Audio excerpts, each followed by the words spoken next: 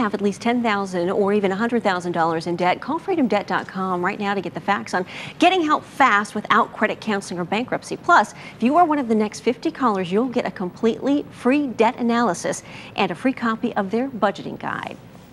Call 800-651-1481. Again, that's 800-651-1481.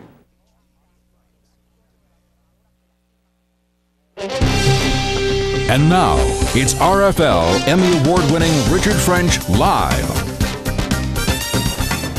Welcome back. Children sold, tortured, and raped. And it's happening every day on the streets of America. Child prostitution, it's become a huge problem in our country. Law enforcement officials say on any given night in the U.S., tens of thousands of children that are involved in prostitution, and according to many reports, many of them coming from troubled families. Now, in New York, it's estimated that 85% of exploited children there are from families that have been involved in the child welfare system. And in the city, 3/4 had been placed in foster homes. Now, some of these young, vulnerable girls, they're lured from the schools and even shopping malls. Others, they're runaways, being forced by pimps to have sex with adults. It is something that we have seen firsthand right here in our region. You may remember just a few weeks ago in Rockland County, New York, Hall of Famer Lawrence Taylor, he was arrested and charged with raping a 16-year-old runaway at a Holiday Inn in Montebello.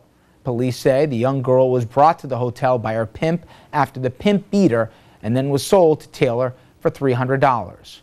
And last month in New Jersey, 2 men and 3 boys that were arrested and charged with gang raping a 7-year-old girl at this apartment complex in Trenton. Police say the young girl's 15-year-old sister was the one who sold her to the men. That, moments after the sister sold her own body to them. But there's much more to these horrific stories of child prostitution than just dysfunctional families or big-time celebrities. And for more on that, I want to bring in Regina Orsania. Well, that's right, Rich. It could be going on in front of you, and you would never even know. Children as young as 12 are being picked up on the streets, in hotel rooms, or on the internet for prostitution. It's a hidden epidemic that experts say is growing here in the U.S. because it's largely ignored and unprosecuted. Child prostitution may sound like something you hear about only on TV or something that happens in other countries. But experts say think again. Child prostitution is happening right here in our region, from the 5 boroughs to Atlantic City, even areas of Connecticut. In just the last 5 years, I have had 11 cases of kids that were prostituting, pimps coming out of New Haven and coming out of New London. It could be your kid, it could be your niece, your nephew, anyone, but they are out there. Believe me. They are the pimps. And according to Frank Barnaba, an expert in the field of human and sex trafficking, girls are being recruited by them as young as age 12. Age is dropping. The average age of entry was 13, but they're now ready to change it to 12, because that's what they're seeing. I got into the life when I was 12 years old. I was still in junior high school at the time. I was in the life since I was 16. I was 13. I was 14. The young women in this documentary don't call it prostitution because at the time they weren't old enough to consent to sex, much less selling it. So how and why did these girls get involved? Just ask Rachel Lloyd, the founder of GEMS, the only nonprofit safe house in New York, where the girls went for help. GEMS provides counseling and shelter for girls who have nowhere else to turn. Some are sent by a judge, others go there by choice. A large percentage of girls are homeless, run away. Kids are coming with severe kind of cases of trauma at home and have left home, often believing that something is better out there. And I mean, in fairness, you know, there are many girls who may get picked up by a pimp or predator for whom those first few weeks may actually genuinely feel a lot better than what was happening at home, which is not indicative of how great the pimp is, but kind of an indicator of how awful it was at home. Reasons that Rachel knows all too well. My own experiences growing up as a young person with substance abuse in the household and domestic violence in the household and abuse and I mean all the things that I kind of went through that just left me really, really vulnerable to being exploited. You know, watching Pretty Woman when I was growing up. I must have been, I don't know, 13 when Pretty Woman came out. I'm so enamored by Julia Roberts, right? And thinking, this is kind of cool on some level. I think the relationship that I had with my pimp, with my abuser, was very similar to the relationships that other girls have, in that, you know, I didn't think of him as a pimp. I thought he was my boyfriend. It was extremely abusive, incredibly abusive. He tried to kill me on several occasions. I mean, I was very lucky to kind of survive that. In the U.S., there are more than 300,000 young people being sexually exploited every year. On the streets, in hotel rooms or massage parlors, and now online on sites like Craigslist. It's as easy as making a phone call and setting up a time and a place. A scenario that allegedly played out earlier this month at this Holiday Inn in Montebello, New York. The place where police say Football Hall of Famer Lawrence Taylor paid to have sex with a 16-year-old runaway. It's believed that girl was forced into prostitution by a pimp. The real issue in the midst of celebrity and all the things that are being kind of thrown about is that there's a 16-year-old girl in the middle of this. 16-year-old girl who is being assaulted. What are we doing as a society to protect her? And it's not just her. The only reason that we heard about this case is because it's LT. We weren't surprised by any of the facts of the case because this is what we see every single day.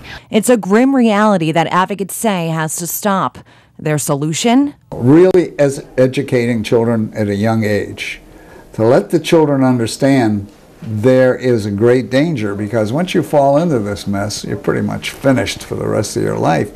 The National Center says the average lifespan of a prostitute is only 7 years, and that's true. So if you can, I don't say frighten them, but make them understand how difficult this is, if once they get in, to get out or walk away. And I think there needs to be a real commitment that we will not allow the sale of girls and young women in our states, in our country, and that we will put resources and begin to train law enforcement differently. Steps they hope will protect young girls from prosecution and hold the pimps who recruit and sell them and the Johns who buy them responsible. This happened to me. This isn't who I am. This doesn't define me, but this is a part of my experience, and the people who should be ashamed are the adult men who did the buying and selling. Now, there is a new law called the Safe Harbor Act that advocates say is beginning to help children who are sexually exploited. Under the law, children who are too young to legally consent to sex cannot be charged with prostitution or be treated as criminals. Courts instead are now required to provide these children with counseling, medical care, and the long-term shelter they need to reclaim their lives. The problem is, Rich, that the law only exists in a few states. Thankfully, it does exist in Connecticut and New York, but there's still a lot of states where there is no law. I want to talk about the law in a second, but the one thing that struck me in that piece was we joke around about pimps in society. Television almost glamorizes them, certain things. You know, you say it with a wicked, but 12 and 13-year-old girls, you know, for people to even joke around using the term, right? I mean, my gosh, and this is happening everywhere? Yeah, it's happening everywhere, and what's shocking is these women, they come from very broken homes, they're very dysfunctional, and they just go out looking for love. And the way that I can't understand how you would let a pimp sell you for sex. But these pimps approach them, they say, baby, I love you, I'll take care of you. They treat them like they're their father, and that's what they're looking for. And where are these hot spots they find these kids? A lot of hot spots specifically around here are Queens Plaza, Hunts Point in the Bronx, and there are a lot of spots in Brooklyn as well, and Bed-Stuy. Now, one of the things you told me is we saw that facility that Rachel Lloyd was at. There's 15 beds there. Yeah.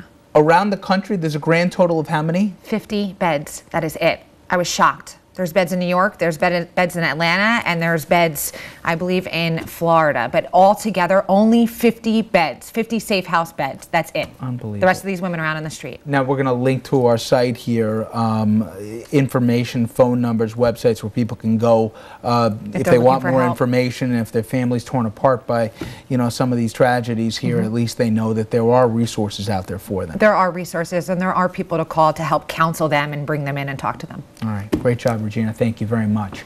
Coming up next, everyone, a question from a second grader puts the First Lady on the spot over immigration reform. Stay with us.